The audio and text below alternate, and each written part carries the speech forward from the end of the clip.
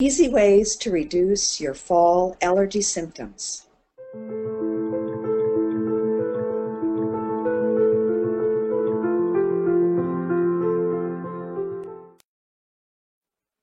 Welcome to 6 Weeks to Wellness. This is Jan Fitzpatrick, and this is part one of a four-part series on autumn menopause essentials.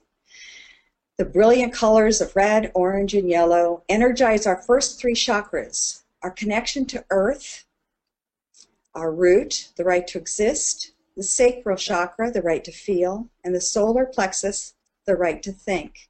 And this year, the nose chakra has been activated earlier than usual, the right to sneeze, drip, and congest. In this episode, we will cover what is pollen, bedtime behaviors that'll help, and how to keep your nose clean. Now let's talk about pollen. Well, what is pollen?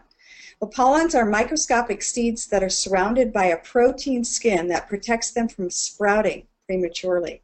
When you ingest pollen or breathe it, your body produces histamine, which is the chemical responsible for the production of watery mucus in an attempt to wash away the irritating pollens. I'm sure we've all had some experience with that. Under ideal conditions, the body possesses enough digestive and metabolic enzymes, particularly protease, which breaks down the protein of the skin of the pollen, which neutralizes its antagonizing effects. Then the histamine flows in order to escort the neutralized and digested pollens out of the body.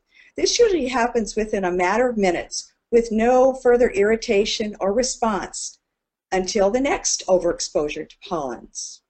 You may even experience a sneeze, which seems to come out of nowhere. Now let's talk about the easy ways to reduce your fall allergy symptoms.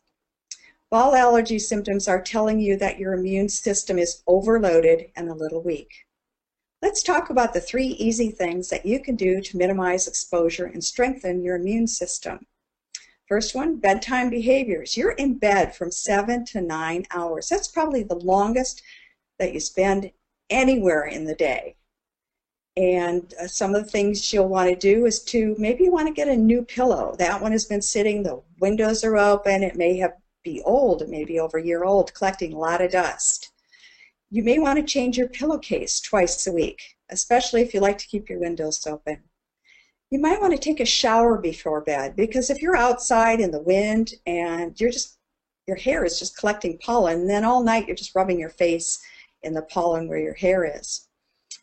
And if that doesn't work, you may want to just give it all up, shut all the windows, and use the air conditioning until pollen season is over. Another thing that will help is rest and sleep. Adequate sleep. You may need a little bit more of that.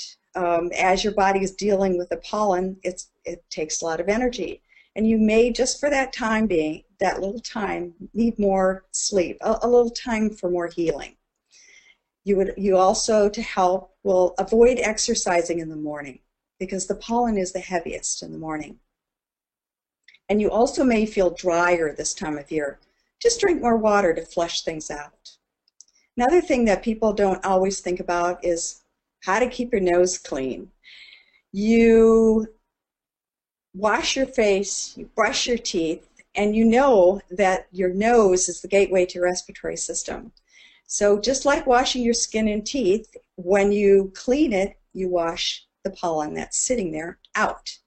And a good way to do that is with a neti pot. To use a neti pot every morning. You can prevent problems, and you can wash away the pollen in your nasal passages much more easily.